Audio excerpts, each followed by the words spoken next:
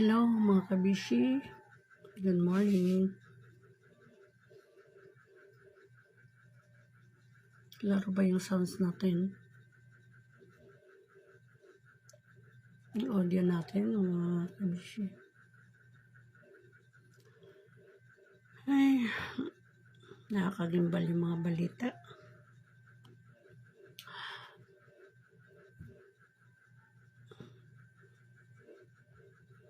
But, meron lang akong komentuhan, guys. About sa balita sa Ibayong Dagat. Yung assassination ni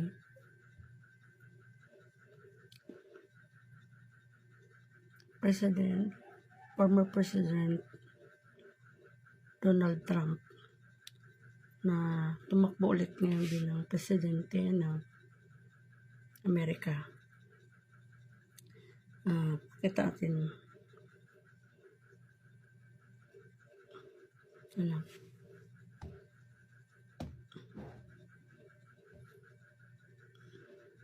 Hello guys.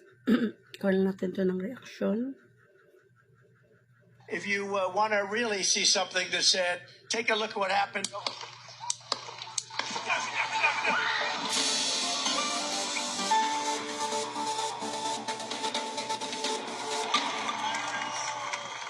going to take back the White House and we're going to take back our country from hiding what the obvious facts are.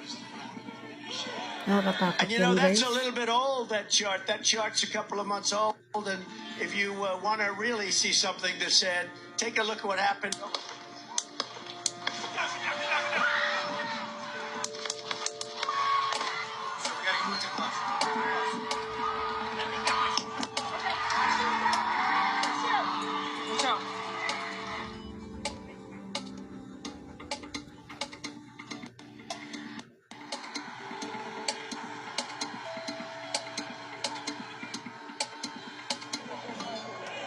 And you know, that's a little bit old.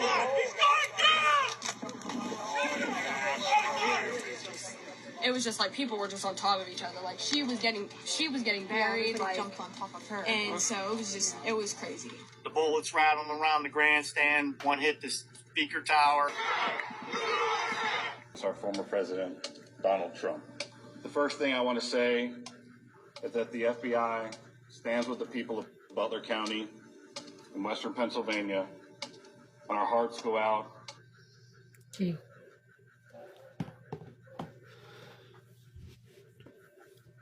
Buti na lang. Taplis lang sa tenga. Alam mo guys, kaya natuwa din ako na hindi natuluyan si Trump. Kasi siya lang yung ating pag-asa na mapigilan itong pagnanalo mapigilan itong ating kinatakutang giyera na ginugusto ni Bangag BBM. Pero sa ngayon, siguro ama na rin ang may kagustuhan yan na mangyari at kay Trump.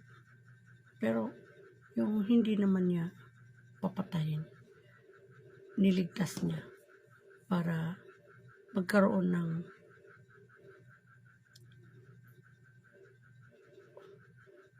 bukas sa isip ng mga tao na itong tumatakbong presidente ulit gusto nilang patayin dahil may magandang advokasya at mga pulisiya. Takot ng kalaban kaya siguro ipapatay na. Yan ang galaw ng mga utak ng mga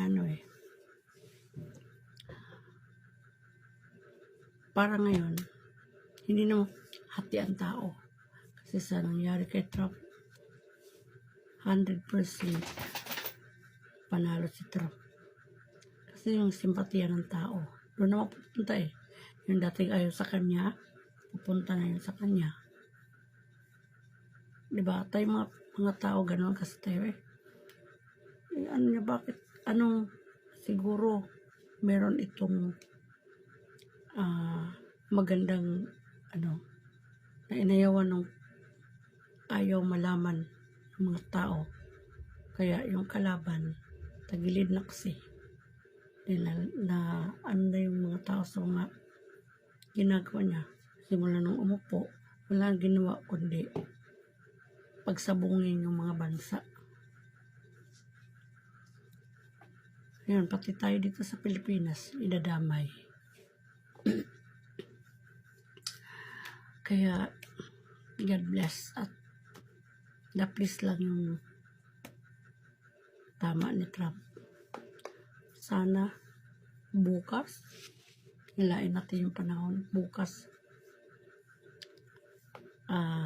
eleksyon na sa Amerika at uupo na si Trump para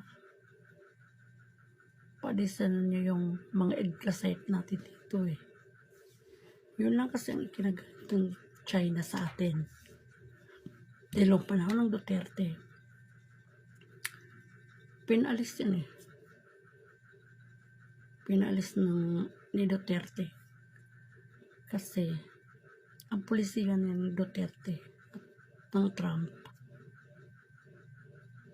ayaw nila ng giyera. Ayaw nila ng kaguluhan. At pareho sila na laging inuuna yung kapakanan ng bayan at ng mga tao. Kaya magkasundo yung dalawang yan. Gusto ko yan si Trump.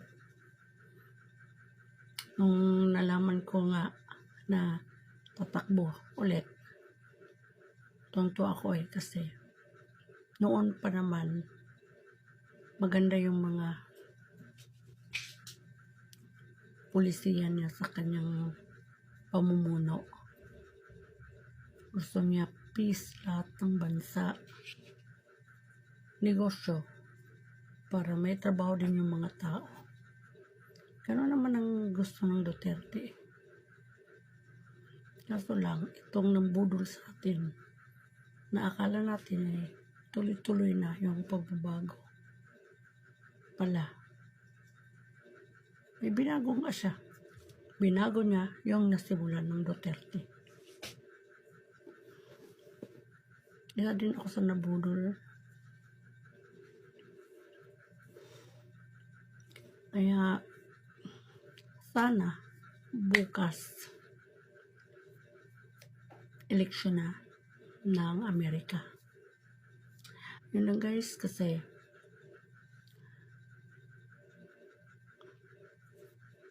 nagulat lang ako sa breaking news.